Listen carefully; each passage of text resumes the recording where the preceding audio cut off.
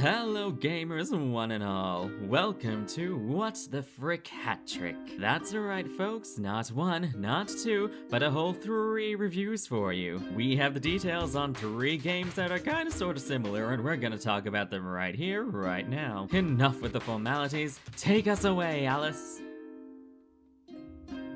Take us away, Alice. I'm doing what now? Just roll the clips, would ya? First off, we have Donut County, a short puzzle game developed by Ben Esposito and published by Annapurna Interactive. In this game, you play as a hole in the ground and your goal is to... Censored. So, what the frick is Donut County? Our story begins inside Mira's house, where she is feeding her dog bread and texting Raccoon called BK. You know, like normal people. She's complaining about the honking man and how just honking annoying he's being. BK decides to send him a donut, and this is where the game begins. Later, after the honking man has honked his last honk. You fast forward to 999 feet below Donut County, where Mira is confronting BK about destroying the town. The residents decide to recount the events of Donut County's ruin, and that's where I'm gonna leave off. Really? Not much of a story summary there. Well, the game is only 2 hours long, so I don't want to go into too much detail. Plus, the story isn't exactly convoluted. You should know, you played the game. Good point. Carry on. One thing I will touch on is that this game has some incredibly hilarious writing. Each of the characters ooze charm and all of the jokes hit and hit well. So, how does this gameplay hold up? Donut County is an extremely simple and satisfying game to play. All you need to do is control the hole to swallow up objects, to get bigger to swallow more things, and eventually you'll be able to take away people's livelihoods. And... lives. But it's fine. They just end up stuck in the ground with no way to return to the surface level, and hey, you know, I heard crocodile meat tastes like chicken. Later levels introduce the catapult. It catapults things out of the hole. You use it to solve slightly harder puzzles. Okay, look, Donut County's gameplay is minimal and you can fly through the game in a couple of hours, but despite it being super easy, this game is still a joy to play for a relaxing time in no small part to its visuals and sound design. The game has a blocky, flat style that works extremely well. It throws me back into my childhood of old games while not just being a complete carbon copy of them. There's something about the animation and the way the characters react that is just very charming and funny. Each level feels very unique to each other despite having the same gameplay. The choices of colors for each level gives them all a really different feel and shows off the personality of each of the residents. I can't honestly fault its visuals, so it's more up to your own personal preference if this style is for you. The music and sound design just adds to the warm, fuzzy feeling this game presents. First off, can we just talk about how satisfying the sound of things going into the hole is, and stop snickering, you filthy degenerates? Also, things like explosions have a really good impact to them without being shocks to the system. Everything just has this air of cuteness and warmth to it. The game's OST is amazing. It's nearly 2 hours long and it's just so relaxing and pleasant, and I listen to it while I'm writing because it makes me happy. Donut County is a simple, wholesome time that doesn't offer any real challenge but compensates for that with witty writing and charming music to create a relaxing and entertaining atmosphere. The game is available on Windows, Mac, Xbox One, PS4, Switch, and iOS. If I could suggest which platform you get this on, I recommend something handheld like the Switch. Despite playing through this game multiple times, I still love to lie in bed with my Switch and play after a long, stressful day because it relaxes me. If you want something to just play without having to think too hard, then Donut County is for you. Now, you might be thinking, This seems great and all, but what if I'm looking for something more mentally stimulating? then this next game might be right up your alley. The Gardens Between is a puzzle game developed and published by the Voxel Agents. The main goal of the game is really simple, just reach the end of each level. But who am I kidding, you know things aren't always that simple. So, what the frick is the Gardens Between? Our story begins with Arena and Friend, 2 friends hanging out in a treehouse during a rainstorm. After a lightning strike, however, time begins to reverse around them. A strange light forms in the treehouse and, hey, Arena, don't touch...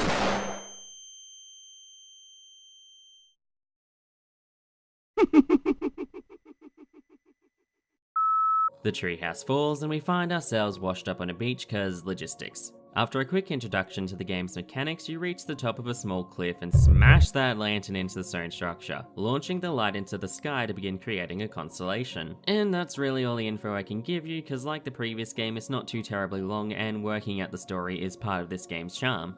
So the main shtick of the game is time manipulation. You don't move the characters directly and instead move time forwards and backwards to get from point A to point B. Now this is a puzzle game, so get ready for some critical thinking and good old trial and error to progress through those levels. The two friends are able to do different tasks within each level. Arena will grab the lantern that you will need to get to the end of each level, and Friend can interact with these hanging chimes to open and close the flowers. Ah yes, there are flowers scattered throughout the levels. The yellow ones are these nice, peaceful ones that give you the light that you need to finish a level with, while the purple ones are these Terrific, vile, sinister creatures hell-bent on ending your journey and causing mass suffering and...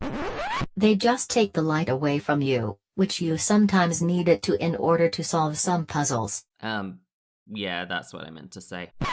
There is also a bunch of different variables and mechanics that are gradually introduced, giving the game a very steady difficulty curve and never becoming stale. I wouldn't say the game is brain-breaking by any means, but it does require some thought and paying attention to not only the characters but your surroundings as well, which is very easy to do since the game's visuals and sound design are on point. So you might be looking at this and going, wow, it's so indie game. But don't go throwing it into your overdone indie games tropes pile just yet. You got your bright, vibrant colors, your simple yet charming art style, your childhood innocence that totally exists, no really. But I don't want to harp on the art style, but I will harp on the animation because they've shoved so much personality in this world and these characters. It's almost like people put actual time and effort into the game instead of throwing a bunch of things into the Game Maker 9000 and slapping on those wonderful booty containers that aren't controversial in the slightest. Eb, you're going off on a tangent again. My bad. Anyway, since you'll be able to look through the game frame by frame because you know time manipulation, the animation needs to be on point. Arena carries herself with a lot more confidence than Friend, who tends to trail behind but also look more in depth into his surroundings. Also, when they occasionally hold hands, it's just too precious for this world. The way things bob in the water and how all the mechanisms and sentient blocks interact with each other makes each level feel very alive. The sound design is also just top notch. The music has this very spacious and dreamy tone to it, while sounds like the characters jumping or things falling have a real sense of weight and oomph to them. Too much oomph? If you plan to give this one a go, I strongly recommend headphones to really capture the feel they were going for.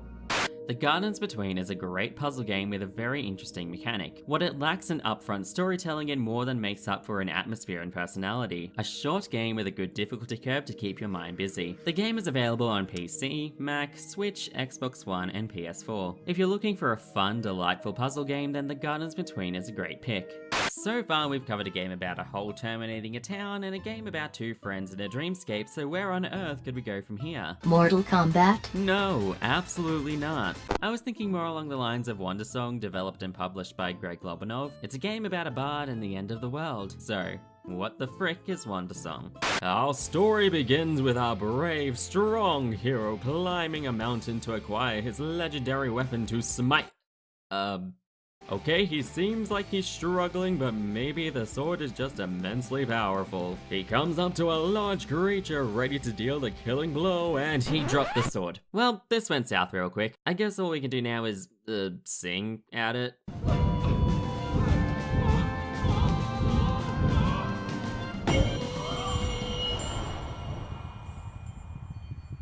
So yeah, you're not playing as a hero of legend, but instead you are a simple, happy-go-lucky bard. Talking to this multi-hued ghost girl, she explains that the goddess is planning to kinda sorta Censored.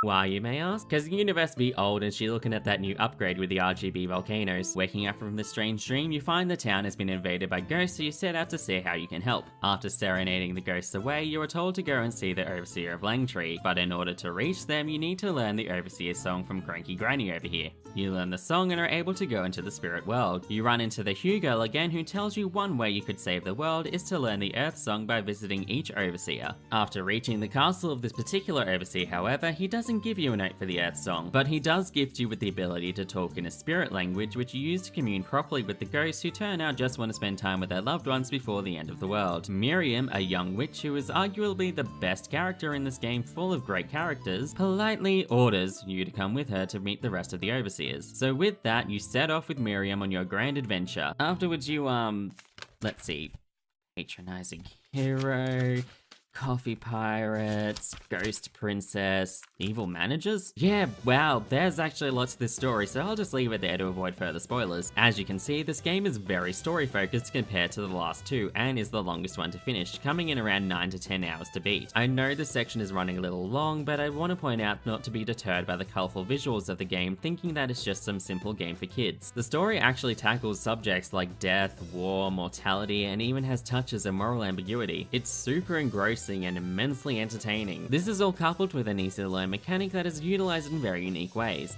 So your main source of power in stopping the end of the world is, well, singing. Here comes the darkness, it's eating at my soul now that the spark has gone out of control. I'm shutting down this operation. Meanie. You can run and jump, but to interact with most NPCs and to solve puzzles, you'll need to use the colourful wheel of music notes. This thing is used for nearly everything you do, from matching notes to fight off ghosts, to creating a catchy jingle for a shop, to even naming yourself. It's super impressive how one mechanic can be used in so many different ways. Each new level introduces new challenges that still all use this one mechanic. It's brilliant. I think it's funny how you have to sing your responses to people as well. So as you can imagine, this game has very good sound design along with its distinctive art style. The game uses a papercraft art style with lots and lots and lots of colors. Everything from the characters and well-designed oozes creativity, a very strong theme running through the game. Each level is so vastly unique from one another in terms of color choice and layout, it makes the game a joy to play through. The spirit levels are just cool. They give off that otherworldly feel with that air of wanderlust. And of course, the game has stellar music and sound design. It covers a decent amount of genres actually, from sea shanties to dance techno mumbo jumbo to celestial ballads. There is just so much musicality to the world and its inhabitants, but they also know when to just let the ambient noise carry the scenes. Not gonna lie, I'm struggling to find the exact words to express how good this all is, because you really should just be experiencing it for yourself. The only negative I can give the game is its very occasional glitches that aren't game breaking but can sometimes do that. Wandersong is an amazing ride with lovable characters and an extremely well-written story that never grows dull. With a decent length and pleasing visuals, I can't recommend it enough. It's available on PC, Mac, PS4 and Switch. Looking for a way to save the world while showing off your rad vocal cords? Then Wandersong is for you. Okay, so I do hope you enjoyed the video and maybe you're now more interested in checking these games out and... But which one is the best? Well, that's a hard question to answer. Tell you what, here's how I recommend them. If you're looking for something very light, casual and easy with minimal story but good writing, then Donut County is the one for you. If you're more looking for a game to make you think while not giving you an aneurysm, The Gardens Between is the perfect choice. And finally, if you're after something much more story driven with good length, then you can't go wrong with Wandersong. All three games are worth your time and money because the one thing they share is that wholesome feeling that sometimes you just need from a game. Thanks again for watching. Don't forget to like this video if you did, subscribe if you want to see more, and hit the bell because YouTube doesn't want small creators to thrive. Well, see you next time.